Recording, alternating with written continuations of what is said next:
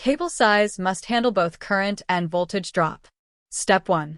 Find the motor rated power and efficiency. Example: a 22 kilowatt motor, 400 volts, 0.9 power factor, 0.9 efficiency. Step 2. Calculate full load current. Current equals motor power in watts divided by square root 3 times voltage times efficiency times power factor. Current equals 22,000/1.732 by 400 by 0.9 times 0.9 is almost equal to 39 amperes. Step 3. Check cable current capacity table. 4 copper cables in conduit, 10 square mm, can handle around 50 amperes. Step 4. Check voltage drop. If run length is under 50 meters, 10 mm superscript 2 keeps drop under 3%. If longer, move to 16 mm superscript 2. Step 5.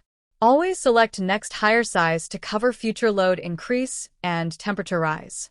Oversizing wastes money. Undersizing causes heat and losses.